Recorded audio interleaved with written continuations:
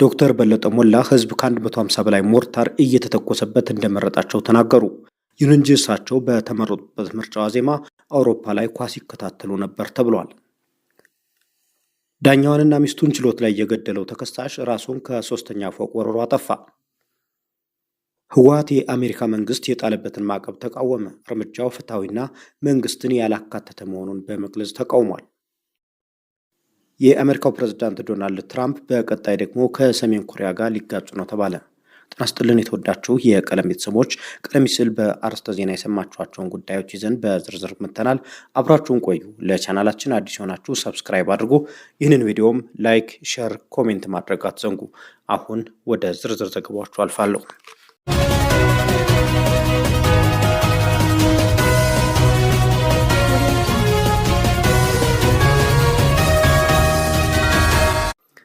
ከ157 የሞርታር ቅንቡላ ተርፎ ህዝብ እንደመረጣቸው ዶክተር በለጠ ሞላ ገለጹ። የምርጫ ዋዜማ የፒኤስጂና አርሰናል የሻምፒዮንስ ሊግ ዋንጫ ከቡዳፔስት የተከታተሉት ዶክተር በለጠ ሞላ ለራሳቸው ድምፅ ሳይሰጡ አሸነፉ ተብሏል። የአማራ ብሔራዊ ንቅናቄ አብን ሊቀመንበሩ ዶክተር በለጠ ሞላ በከፍተኛ ድምፅ ቢያሸንፉም ራሳቸው ለራሳቸው ድምፅ አልሰጡም ነው የተባለው። በምርጫው ዋዜማ የአውሮፓ ሻምፒዮንስ ሊግ የአርሰናልና ፒኤስጂ የፍጻሜ ጨዋታን ሲከታተሉ ነበር ተብለው መነጋገሪያ የነበሩት ዶክተር በለጠ ሞላ አብንን በመወከል በራያ ቆቦ የምርጫ ክልል ነበር የተወዳደሩት። ዛሬ የኢትዮጵያ ብሔራዊ ምርጫ ቦርድ ባወጣው መረጃ መሰረትም በ150 የምርጫ ጣቢያዎች አብዛኛውን ድምፅ በማግኘት አሸንፈዋል። በራያ ቆቦ የምርጫ ክልል ብልጽግና እጩ ባያቀርብም ትብብር፣ አዲሃን፣ ነጻነትና እኩልነት፣ ራያ ራዩማ፣ ወሎ ህዝቦችና ጀበርቴ የተባሉ አብንን የሚፎካከሩ 6 የፖለቲካ ፓርቲዎች እጩ አቅርበው ነበር። ነገር ግን የቀረበው መረጃ እንደሚያመለክተው ድምፅ ከሰጡ 160375 መራጮች መካከል 134624ቱ ዶክተር በለጠ ሞላን መርጠዋል። ሌሎች 6 ፓርቲዎች በጠቅላላ ያገኙት ድምፅ 25751 ብቻ ሆኗል። ዶክተር በለጠ ሞላ በምርጫ ዋዜማ የአውሮፓ ሻምፒዮንስ ሊግ የፍጻሜ ጨዋታን መመልከታቸውን በራሳቸው ማህበራዊ ገጽ ጽፈዋል። በምርጫው ዕለት ግን ድምፅ መስጠታቸውን ራሳቸውም አልገለጹም፣ መገናኛ ብዙሃንም አልዘገቡም። ያንን ተከትሎም ዶክተር በለጠ ሞላ ራሳቸውን ባልመረጡበት ምርጫ አሸንፈዋል ተብሏል። ድሉን አስመልክቶ እዚህም ደርሰናል በሚል በፌስቡክ ገጻቸው የጻፉት ዶክተር በለጠ ሞላ ምርጫውን ለማደናቀፍ ከፍተኛ ርብርብ ያደረጉ ኃይሎች ማለትም ግብፅ፣ ሻቢያና ወያኔ በምርጫው ዕለት በህዝባችን ላይ 157 የሞርታር ቅንቡላዎችን በአንድነት ወርውረዋል ሲሉ አስፍረዋል። ያገኙትን ድምፅም በኢትዮጵያ ከፍተኛው ድምፅ መሆኑን ገልጸዋል። ዶክተር በለጠ ሞላ በብልጽግና ፓርቲ የሚኒስትርነት ስልጣን ከተሰጣቸው የተፎካካሪ ፓርቲ መሪዎች መካከል አንዱ በመሆን ባለፉት 5 ዓመታት የኢኖቬሽንና ቴክኖሎጂ ሚኒስትርን በሚኒስትርነት እየመሩ ይገኛሉ። ዳኛዋን ችሎት ላይ የገደለው ተከሳሽ ራሱን ከፎቅ ወርውሮ አጠፋ። ባለፈው ግንቦት 27 ቀን 2018 ዓ.ም ዳኛዋንና ሚስቱን በሽጉጥ ችሎት ላይ የገደለው ግለሰብ ዛሬ ደግሞ ከ3ኛ ፎቅ ራሱን ወርሮ ማጥፋቱ ተሰምቷል።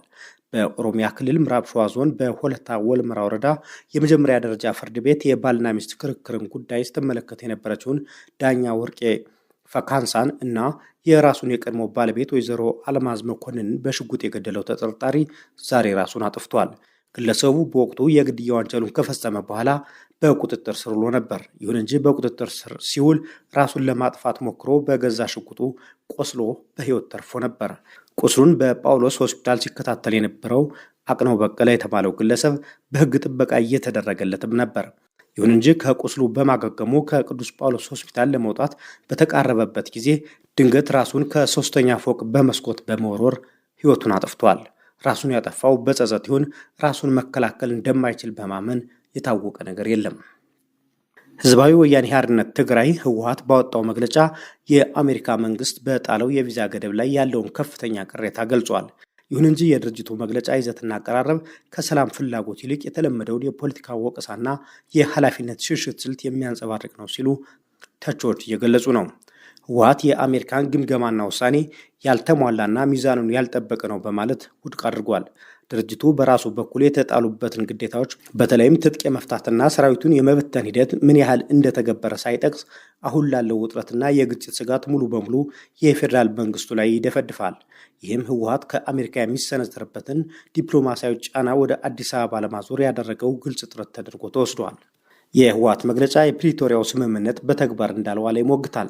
ተፈናቃዮች አለመመለሳቸው፣ የፌዴራል ያልሆኑ ኃይሎች ከትግራይ ክልል አለመውጣታቸውና የህወሓት እውቅና አለመመለሱን እንደ ዋነኛ ማሳያ ጠቅሷል። ይሁን እንጂ ስምምነቱ የሚተገበረው በሁለቱ ወገኖች ቁርጠኝነት መሆኑ ይታወቃል። ህወሓት የፌዴራል መንግስቱን ድክመቶች በማጉላት የራሱን ግዴታዎች ባለመወጣት ነፃ ለመውጣት እየሞከረ ነው የሚል ትችትም አስከትሎበታል። የህወሓት መግለጫ በትግራይ ህዝብ ላይ እየደረሰ ያለውን ስቃይ በፌዴራል መንግስቱ ፖሊሲዎች ላይ ብቻ ያሳብባል። መሰረታዊ አገልግሎቶች መገደባቸውና እርዳታ አለመድረሱ እውነት ቢሆንም የህወሓት አመራሮች የክልሉን የጸጥታ ሁኔታ በማረጋጋትና የውስጥ አስተዳደርን በማስተካከል ረገድ ያላቸውን ኃላፊነት ወደ ጎን ተወት አድርገውታል። ህዝባዊ ስቃይን እንደ ፖለቲካዊ መደራደሪያ መሳሪያ መጠቀም በራሱ የሞራል ጥያቄ እያስነሳበት ነው። በመግለጫው ማጠቃለያ ላይ ህወሓት አሜሪካ በፌዴራል መንግስቱ ላይ ጫና እንድታደርግ 5 ጥሪዎችን አቅርበዋል። ይህም ድርጅቱ በሀገር ውስጥ ያለውን ተሰሚነትና የኃይል ሚዛን ለመቀየር አሁንም በውጭ ኃይሎች ጣልቃ ገብነት ላይ ያለውን ጥገኝነት ያረጋገጠ ተብሏል። የኢትዮጵያን ውስጣዊ ችግር በሀገር ውስጥ ውይይት ከመፍታት ይልቅ ወደ ዋሽንግተን ማመልከት የሰላም ሂደቱን ዘላቂነት ጥያቄ ውስጥ የሚከት ነው። በአጠቃላይ የህወሓት መግለጫ የሰላም ሂደቱ አሁንም በጥርጣሬና በወቀሳ የተሞላ መሆኑን የሚያሳይ ነው። የአሜሪካ የቪዛ ገደብ ድርጅቱን አበሳጭቶታል። ይሁን እንጂ የኃላፊነት ሽሽትና የጣቶች መቀባበል ሂደት በትግራይም ሆነ በመላ ኢትዮጵያ ዘላቂ ሰላምን ለማምጣት ያለውን ተስፋ ያጨልመዋል። የአሜሪካ ሚናም ቢሆን በእንዲህ ያለ እርስ በርስ መወቃቀስ በበዛበት ሁኔታ ውስጥ ምን ያህል ውጤታማ እንደሚሆን አጠራጣሪ ነው። በመጨረሻ ከኢራን ጋር ለጀመሩት ጦርነት መውጫ ያጡት ዶናልድ ትራምፕ ከሰሜን ኮሪያ ጋርም ሊጋጩ ነው ተባለ። ትራምፕ ትኩረታቸውን ወደ ሰሜን ኮሪያ የኒውክሌር ጉዳይ ሊያዞሩ እንደሚችሉ ተነግሯል። የአሜሪካው ፕሬዝዳንት ዶናልድ ትራምፕ ከኢራን ጋር ስምምነት ላይ መደረሱን ተከትሎ ቀጣይ ትኩረታቸውን ወደ ሰሜን ኮሪያ የኒውክሌር መርሃ ግብር ለማዞር ማቀዳቸውን የደቡብ ኮሪያው ፕሬዝዳንት ሊ ጄሚዩንግ አስታወቁ። በፈረንሳዩ የቡድን 7 ጉባኤ ላይ ትራምፕ ለሰሜን ኮሪያ ጉዳይ ትኩረት የሚሰጥበት ጊዜ ደርሷል ማለታቸውን ፕሬዝዳንት ሊ ገልጸዋል።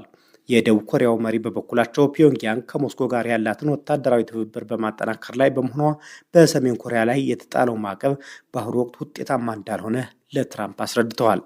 ሰሜን ኮሪያ እንደ አውሮፓውያን አቆጣጠር ከ2019 የትራምፕና ኪም ጆንግ ኡን የሃኖይ ጉባኤ ውድቀት በኋላ የኒውክሌር አቅሟን እያሰፋች ሲሆን በቅርቡም ከሩሲያና ከቻይና ጋር ያላትን ዲፕሎማሲያዊና ወታደራዊ ግንኙነት አጠናክራለች። ትራምፕ በመጀመሪያው የስልጣን ዘመናቸው ከኪም ጆንግ ኡን ጋር 3 ጊዜ ቢገናኙም በተጨባጭ የመጣ ለውጥ አልነበረም። በቅርቡ ግን ሰሜን ኮሪያን የኒውክሌር ኃይል ናት በማለት መግለጻቸውና ከኪም ጋር በድጋሜ ለመገናኘት ፈቃደኛ መሆናቸውን ማሳየታቸው ይታወሳል። ታዲያ ከኢራን ጋር ለገባችው ጦርነት መውጫ መንገድ የጠፋባት አሜሪካ ከሰሜን ኮሪያ ጋርም ልትዋጋ ትችላለች እየተባለ ነው። የተወዳችሁ የቀን ቤተሰቦች ለዚህ ሰዓት የመራረጥናቸው መረጃዎች የእስካሁኖቹ ነበሩ። በሌላ መረጃዎች መልሰን እስከምንገናኝ በሰላም ቆዩ።